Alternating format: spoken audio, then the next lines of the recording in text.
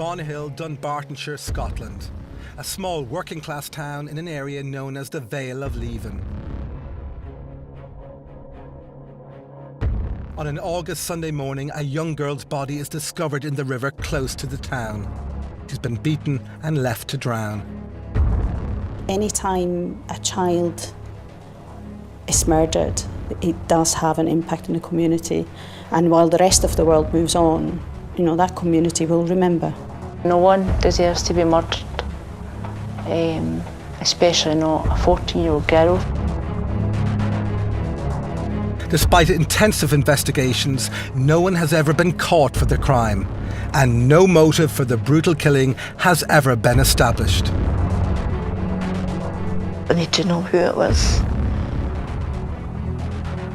and I need to know why.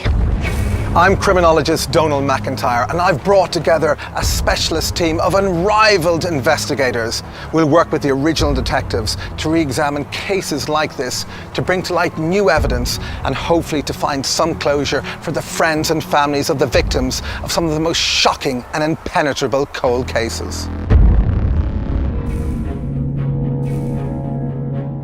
On this programme, the perplexing and tragic murder of 14-year-old Caroline Glachan, whose killer has managed to evade detection for years. We speak to those who knew her, her close family and friends. We review the evidence and key testimonies from the case, and my cold case team casts an expert eye over the investigation in the hope of learning who killed Caroline Glachan.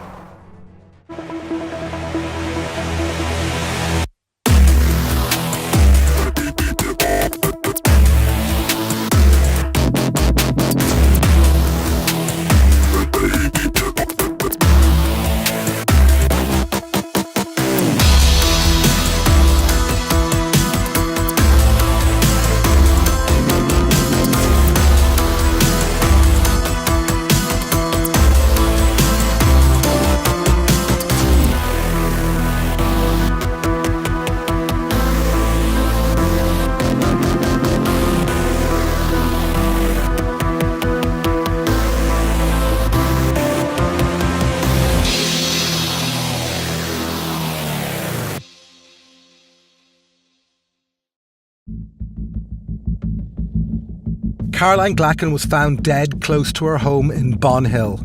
No one has ever been charged with her murder, and the motive for her killing still remains unexplained.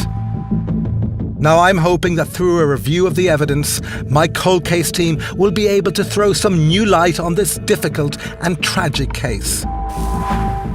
Clive Driscoll is a former Detective Chief Inspector with Scotland Yard. He has led many noted investigations over the course of his 35-year career. He has seen many cases like this one and understands their complexity. We've also enlisted the help of Dr. Elizabeth Yardley. She's a criminologist and the director of the Centre for Applied Criminology at Birmingham City University. This girl was most certainly in a part of the world at a time of night which was a very vulnerable area for anyone, but for a 14-year-old particularly so. They're not necessarily all going to be tucked up in bed at midnight. I'm not so sure some people would walk that route. I think they would rather take a safer route. This is somebody who overreacts and perhaps flies off the handle and has done that in other contexts. It'll be a very difficult case because of what happened and at the time it happened and where it happened. This is one of these curious cases where the police have hit a brick wall despite intensive and expert investigations over the years. I'm here in Bonhill to meet Caroline's mother and others who knew her, to try and get behind the real story of the case and to understand how a young girl's life could have ended so abruptly. In frequenting the places she used to visit and meeting the people she used to know, I'm hoping to gain new leads and insights.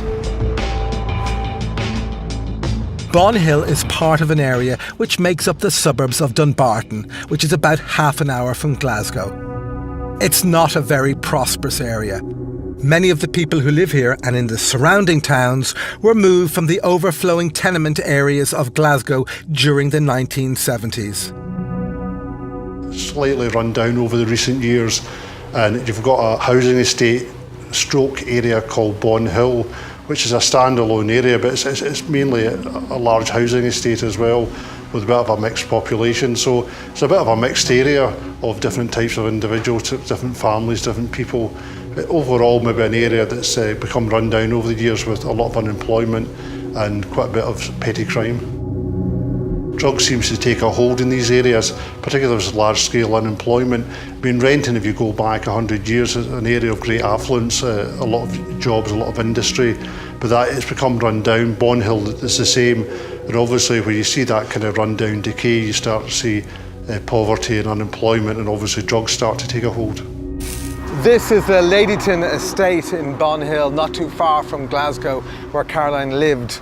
It's a nondescript council estate like many hundreds of others across the UK, grey and lacking in all the usual amenities. However, it is located in the Vale of Leven and is surrounded by rolling hills. Despite the many difficulties which the area has faced, Bonhill and towns close to it, like Balloch and Alexandria, still retain a sense of community.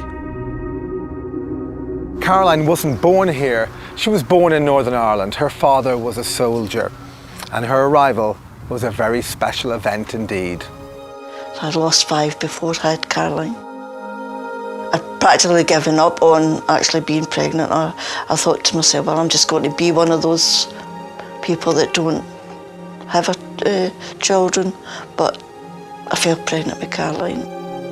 They actually brought her early because if she'd stayed where she was, like in the womb, she would have definitely died. But to take her out when they did was also a bit chancy. But to me, I thought, well, small chance is better than none. What have I got to lose? And I didn't again. £2, but she was a fighter. In fact, one of the soldiers, he started to cry. And I I got out of hospital. Caroline was still in the hospital. I got out of hospital and we went into it's a wee pub, but it was within the base, so it was just soldiers and wives that were in. And I walked in and I got a standing ovation. Caroline, to a certain extent, was a bit of a minor miracle that she came along, that she survived the birth and grew up to be a very healthy, well-adjusted, intelligent child. A significant event occurred in the Glachan household, and specifically in Caroline's life, when her parents split up. She was only 7 at the time, and it meant that Margaret had to bring her up on her own. She was clearly traumatised by the breakup, but she was devoted to her father and was always very excited at the prospect of meeting him. She lived and breathed her dad. She worshipped the ground he walked on. He could do no wrong. In fact, she didn't even like me sitting beside him, and I was her mother, you know. It was really hard on her, really, really hard. And he came when he could, and she was always glad to see him. It didn't matter what he did, what he said. He was hers, and that was it. He was her father, and he did no wrong. She was just your typical teenage girl. Music and boys and makeup and not doing what she's told.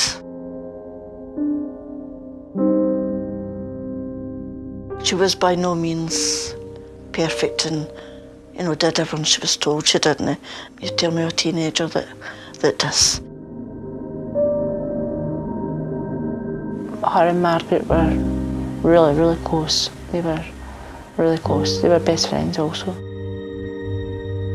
Very family orientated. Our family were very much her family, you know, that meant an awful lot to her. She wouldn't like an intrusion in her family.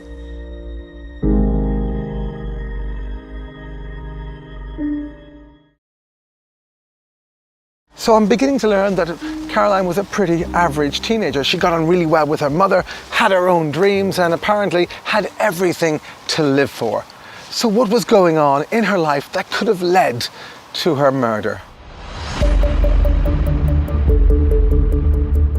One thing I've discovered is that the breakup of the Glachan marriage meant that Margaret wasn't able to keep as close an eye on her daughter as perhaps two parents might have done.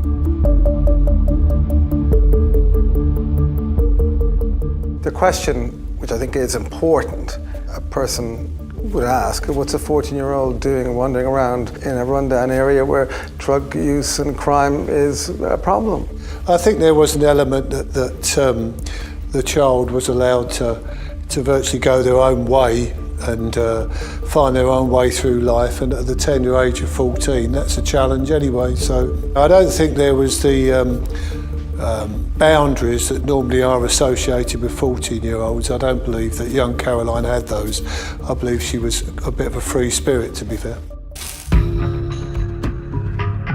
And it appears that this freedom, which so many parents give to their children, may have contributed to the tragic circumstances that ended her life. Coming up, we trace the days and hours before Caroline's body was discovered on the banks of this river. Who was she going to meet on the night she was murdered, and why would anyone want to kill her? 14-year-old Caroline Glachan was found dead on the banks of the River Leven, close to her home in Bonhill, Dunbartonshire. No one has ever been charged with her murder. I've come to Bonhill to try and get a sense of who the real Caroline was, and to see, even after all these years, if I can gain some more information or clues to try and move the investigation forward. I've met with Caroline's best friend, Joanne Menzies, who was one of the last people to see her alive. I was a quiet one. Caroline was the more confident of the two, but we were just full of fun and daftness. She would coax me on better because I wasn't really confident. She was my best friend, and still is to this day. While Caroline was a fairly conventional teenager, I've certainly got a sense that she was starting to mix with people who are more worldly than her, and she may have been led seriously astray by them. Similar to many other teenagers in the area, Caroline would often hang around these shops, having the odd cigarette and a little bit of alcohol. There were others, though, who dabbled in drugs.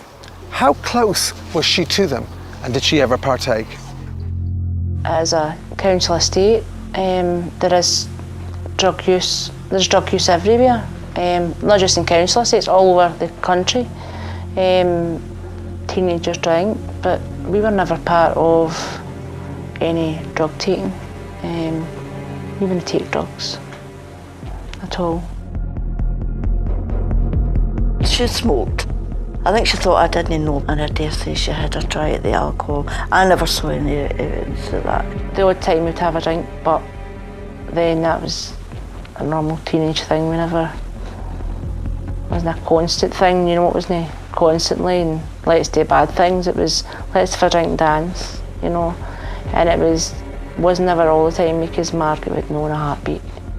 She hung about with maybe a slightly older crowd, but that would be fairly normal for a 14-year-old.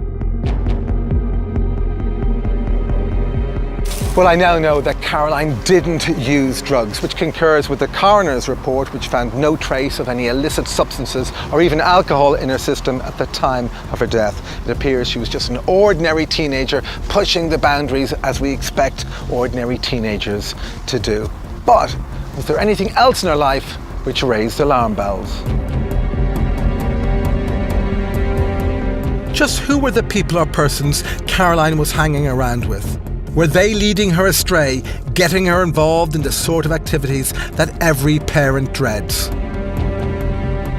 What, if anything, did they know about what happened to Caroline? Her lifestyle and the location suggested that she was vulnerable, and particularly the timing and her little journey again increased that vulnerability. Yeah, I mean, being out at that time of night, if you're looking at this kind of community with those sorts of problems, these aren't people who keep regular hours, and they're not necessarily all going to be tucked up in bed at midnight. So perhaps she stumbled across something that was unfolding on that pathway. Who knows? But there are so many other factors that come into play when you're not dealing with predictable communities. One of the things we do know about the people she was hanging around with is that one of them had become her boyfriend. He was 18 and lived in Renton, close to the River Leven. Caroline's mother Margaret and her friend Joanne disapproved of the relationship, and in particular of the age gap. I never liked him. He was never nice. He was never what a boyfriend should be. I didn't care for him at all, and I did see him one day in the town centre, and I warned him to stay away from her. He was far too old. Some people say it's only 4 years, but 4 years is a lot. When you're 14 and 18 is a big difference. And he was very influential over her. Caroline was very impressionable, and I think maybe even the thought of this boy being 18, you know, that would be, she would be impressed with that. But I don't understand a boy at 18, what would he want with a 14-year-old girl? On the night of Caroline's death, Margaret was celebrating with her friends. It was her birthday, and she decided to go out for a few drinks. She agreed that Joanne could come and stay the night with Caroline. Caroline asked if Joanne could stay, and of course I said yeah. So we didn't go out till about 9:30, around about that time. And she was getting out the door, and I said to her, "Where you go?" And she said, "I'm going to get Joanne." I says, "Well, that's fine, but mind your time." So as far as I'm saying, she's going to get John and come back. So I said to her, "Mind your time," and she said, "Oh, yes, no, the way you..." And I said, "Caroline, I'm telling you, mind your time." And that was the last time I saw her. Meanwhile, Caroline had gone out with her friends. It was pretty normal for Caroline and her friends to stay out until midnight during the summertime, and Margaret and many other mothers in the area were pretty comfortable with that.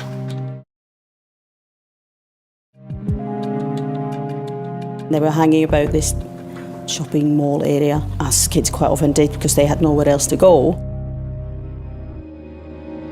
These are the last images of Caroline seen here with Joanne. They were taken at the local shopping centre. It was called Ladyton, very popular area for the kids, and she was out there with mates, and they decided to go to one of the friends' house. But it appears Caroline had other plans that night. Plans which she told no one about until she decided to leave. At around 11:30, Caroline told Joanne she was going to see her boyfriend in Renton and intended upon walking this river path to get there. Quite late at night, 11:30. It was a special night, and she maybe knew that there was nobody waiting for her at home, so she decided to go and meet her boyfriend. She decided she would be back for 2:30 before her mum came in, because that was a very rare thing for Margaret to go out like that late. It was very rare for Margaret to go out at all, really, at night as late as that. So that was like a super thing that she could go out to 2:30 in the morning. We'd arranged 2:30 in the morning she would be back home. Joanne was concerned about Caroline walking along the unlit towpath and told Caroline not to go. And although Caroline had known this shortcut for most of her life and could almost see it from the windows of her own home, she too was normally nervous. But that night, she wasn't. Why? You can easily see the draw and attraction of an older person and why they would go out at night to see them. One could never have imagined this would be the outcome. No, absolutely not. And she was walking, taking a well-known shortcut to visit this boyfriend in a nearby town. And this was something that local people knew about, this path that she'd walked down. And no, you wouldn't imagine that would be the outcome of that particular journey. But Joanne, knowing how Margaret would react if Caroline was late, tried to get her to stay. And I pleaded, don't leave me, in case your mum comes in, she'll go absolutely mad at me. Margaret arrived back to her flat in the early hours. I went into the bedroom, but she wasn't there. Joanne was there. Obviously waiting for Caroline. Of course, I came in and I asked them where she was. Straight away, I told Margaret where she said she was going. And she said, right, okay, you just stay there, which I did in the morning. I got up, got ready and left early. It was strange why she wasn't there. So I waited and I thought she'll be back up. Of course, the time's going on. Then I started to phone my sister, and ring everybody. And I thought, she's going to be scared to come up because she knows she's going to get what for. And then I started to feel, unease. I phoned my sister, and she says, no, I haven't heard anything. I says, look, do you think I should phone the police? Because I didn't want to phone the police. And she walk in the door, you're kind of... And she said to me, no, I think you should phone the police. But the next day, Margaret's worst fears would become a reality. And then Joanne came to the door, because at that point they had went home. And Joanne came back up and she said, is she back yet? And I said, no. This is where Caroline started her final and fateful walk. This is the shopping precinct on the Ladyton estate. It's just a short walk from the Glachan household where Joanne and Caroline were spending that Saturday night. She didn't say much about her boyfriend or who else she might be meeting, and she wasn't specific about where she was going. What happened in the next 30 minutes are at the centre of the mystery of Caroline's murder. Caroline had indicated to her friend that she was meeting her boyfriend that night. I think the rendezvous time was about 11:30. She left Joanne perhaps just before 11. Obviously that was the last time Joanne ever saw her. The walk from Bonhill took her through the town, down to the Black Bridge, over the Leven and out onto the towpath, on her way to Renton, a mile or so further on. The last spotting was about 15 minutes after midnight, when she was spotted by a local taxi driver and his fare, both of whom knew her. As she walked along this path, her killer or killers pounced. They gave her no chance. She was savagely and repeatedly beaten. It appears that the perpetrator or perpetrators dragged her to the edge of the path, dumped her in the reeds and left her in the river to drown.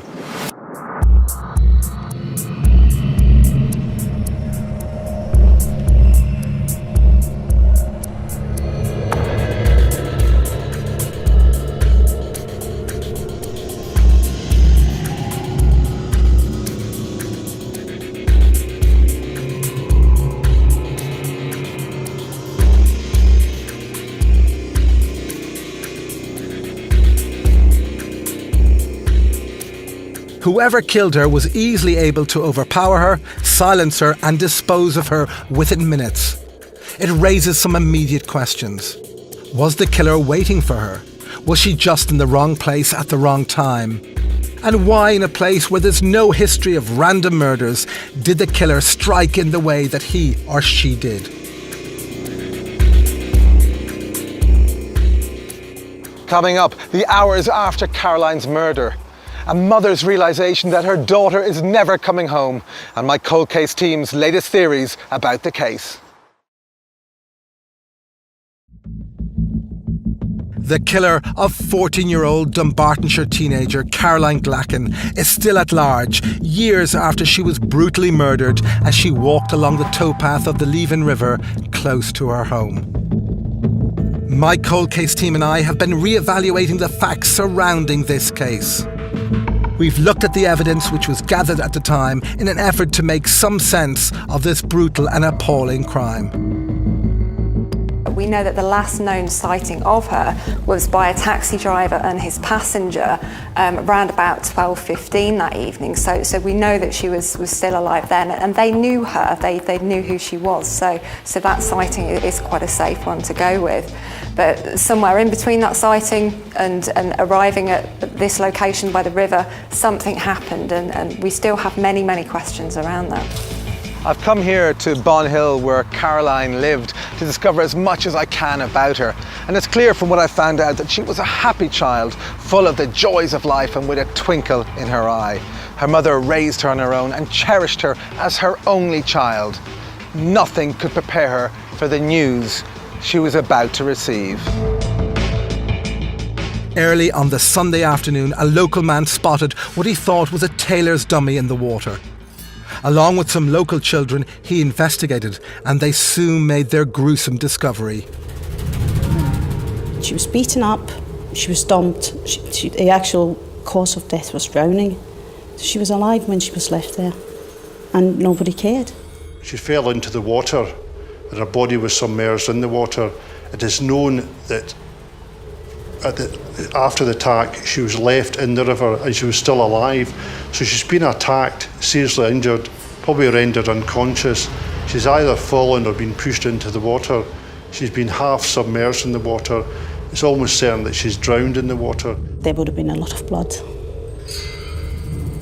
How she was still alive when she entered that river is almost a question mark in itself, because I don't know if she would have survived anyway if she hadn't drowned, because that's how severe the injury was. Effectively left for dead, left to die, left to drown. Joanne Menzies, Caroline's friend, had stayed in Margaret's house the night before as arranged. Both had expected Caroline to arrive the next morning with an excuse as to why she had stayed out all night. I knew there was something wrong by the time you're leaving, and at the shops there was everybody gossiping. A lot of my friends came down, tried to tell me that a body had been taken out the river and it was Caroline. I was really angry and upset. I pushed them out of the way. When I actually finally got the guts to go up to Margaret's and she opened the door and said to me, "She's not back yet, Joanne." And then I went back downstairs, because it was a flat, and I thought, I need to tell her they're saying that Caroline's been found dead. She says, "Margaret, listen, I have to tell you, there's been a young girl, a body found in the river, in the Leven." And I said, "Oh, Joanne, don't be so silly." No, she was getting upset. I said, "Joanne, don't be so silly. Don't you think I would know?" And she's like, I says, go and see if you can get her. I could see the worry in her face. And I'd said to Margaret, do you know what they're saying? People are saying that, Caroline's been found dead. And she's going, no, don't be so silly, Joanne, everything's fine. And just as I said that, I saw the police car drawn up, and the police man and the policewoman get out, and I knew. That's when I knew. That's when I knew it was her. By the late afternoon, word had raced around the community that a body had been found by the riverbank. Within a short while, Caroline's name was on everyone's lips. There was shock. Again, for the reason that she was well liked. So why Caroline?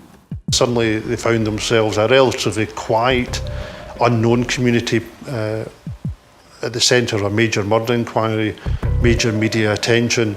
It was, after all, the murder of a young child, not an adult or an older person. It was a young child, a 14-year-old girl. Very unusual at any time between their own community, and they also found the community under a real focus from the police. The police very quickly established an incident room and house-to-house inquiries were underway that evening. Given the size of the community, it was assumed, as I would assume, that the police wouldn't be long in finding the murderer.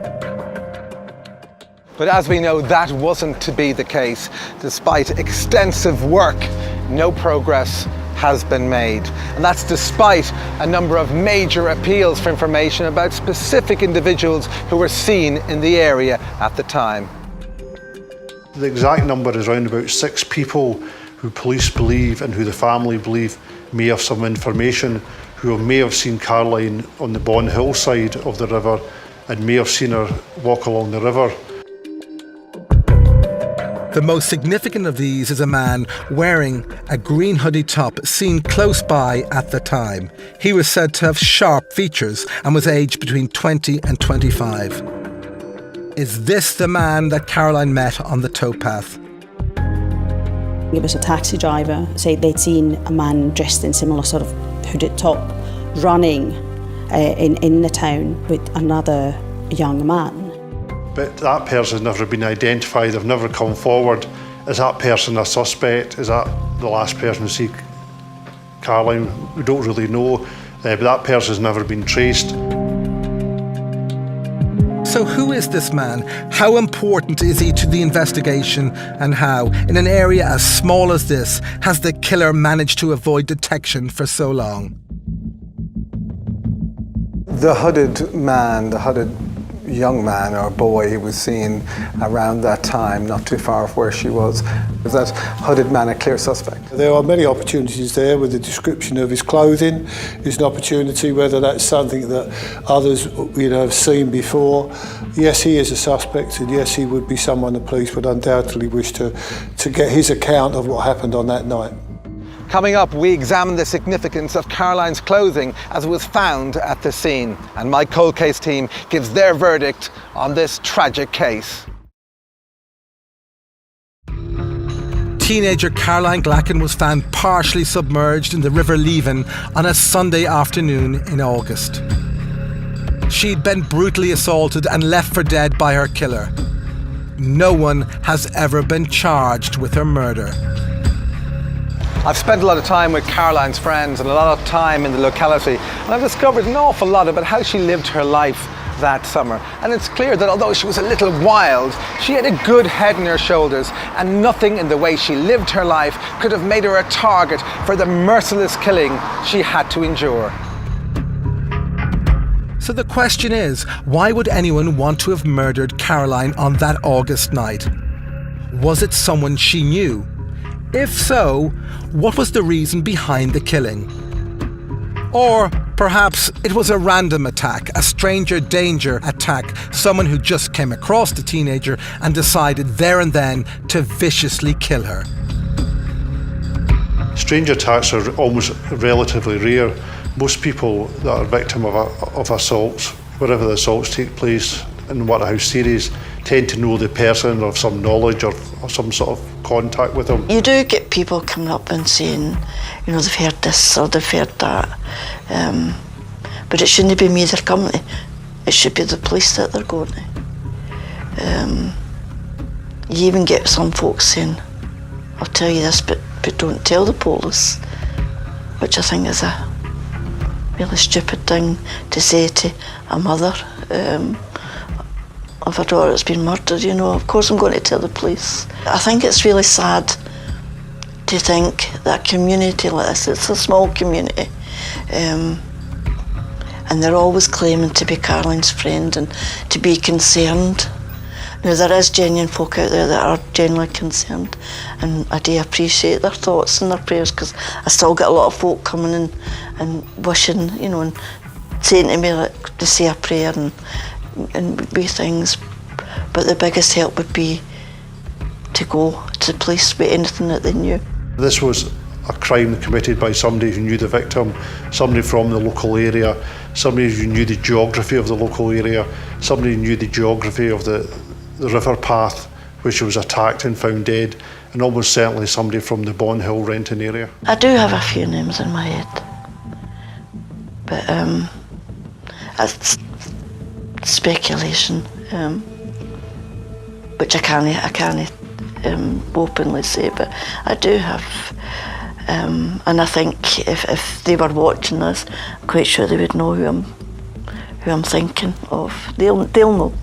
We'd be pretty safe in saying that it was somebody from the locality, because if it's not premeditated, it must somebody in that area comfortable with that location, which would suggest somebody within 5 or 6 kilometres of the location. Yeah, I mean, the circumstances, the evidence that we have would suggest this is somebody with local knowledge. The shortcut that she was using wouldn't have been obvious to somebody from outside of the area. So it's somebody who knew their way around the back roads and the shortcuts. So someone with local knowledge, definitely. I think we could also say it's somebody that would feel comfortable walking down that route at midnight.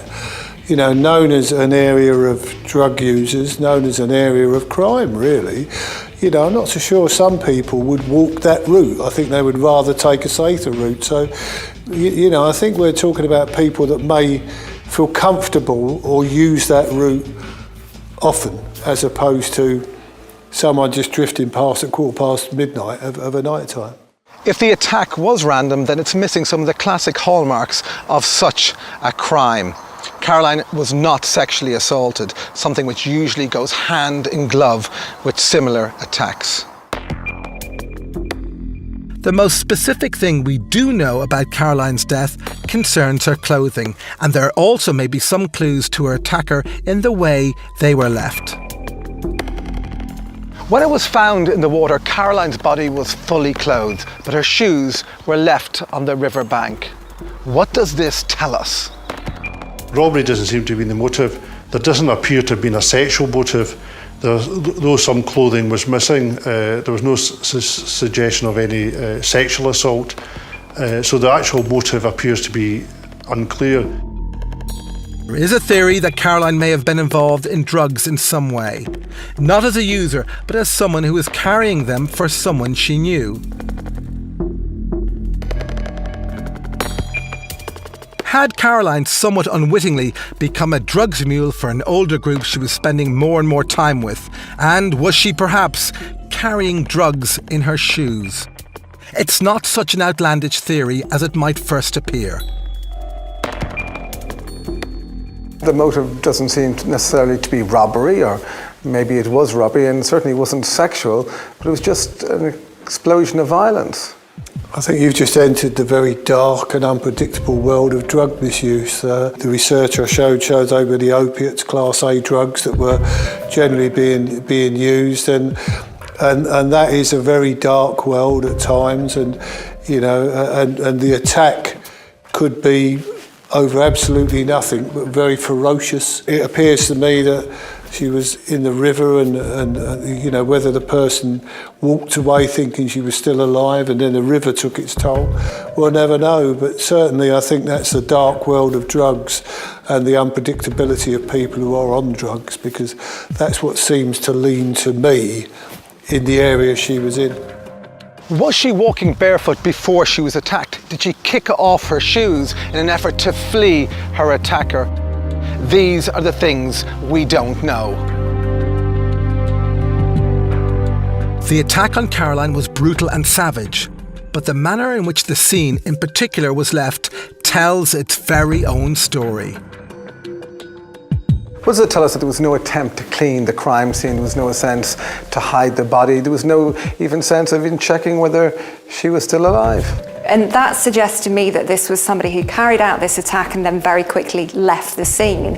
And that in itself offers several opportunities. So that person would have arrived home at some point and evidence of that attack would have been on them. You know, they would have been covered in blood. So there was a trail, you know, after these awful events, and people would have come across evidence of this attack. What we can say with some degree of certainty is that her killer was a local. He knew the towpath well and knew he wouldn't be disturbed at that time of night. The fact that she wasn't sexually assaulted also suggests that this wasn't a random act of violence. So it appears to be someone comfortable with violence. Someone not afraid to even kill to get what he or she wants.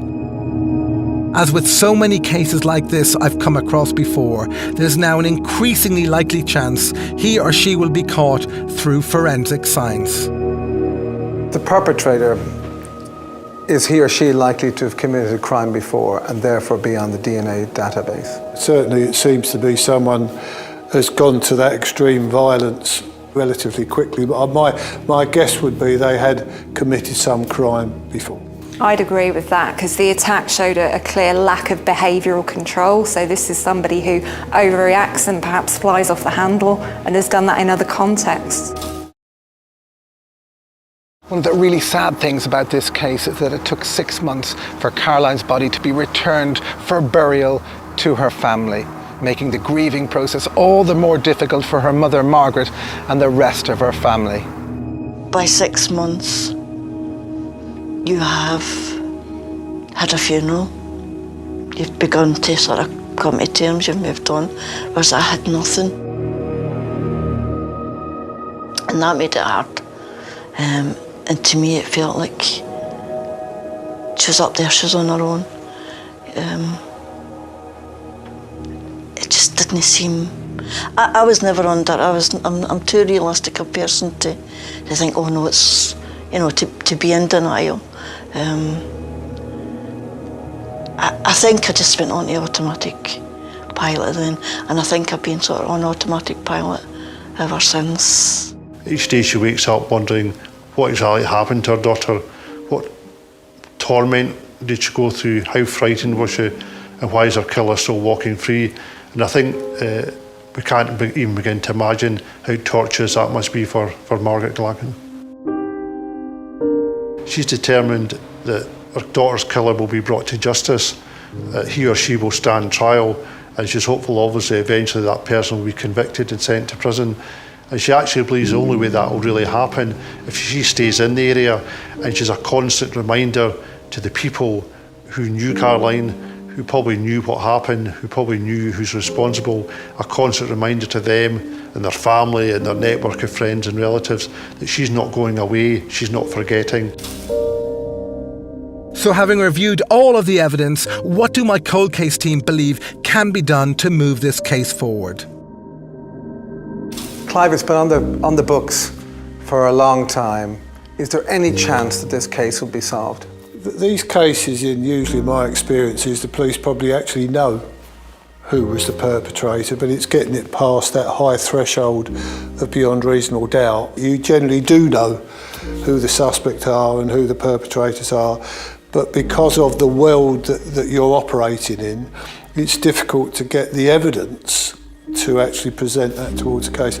Yes, the answer is I think that this is possible to solve.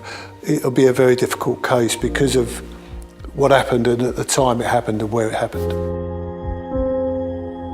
Having spent time in this community, it's very clear to me that there are people who know exactly what happened to Caroline.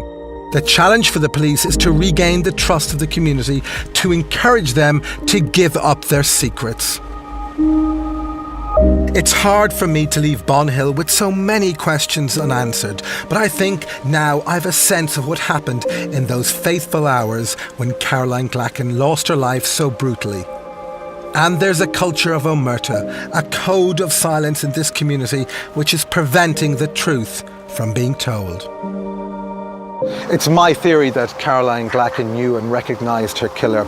I don't believe that the fateful confrontation was as a result of an arranged meeting. I believe it was accidental. I believe that the killer wanted something off her that she either didn't have or couldn't provide. He lost his temper, exploded in a rage, and tossed her into the river. But people in this community know who committed this crime. There is no omerta, an omerta which must be broken in order to bring justice to this family and to pay proper homage to the life of one 14-year-old schoolgirl.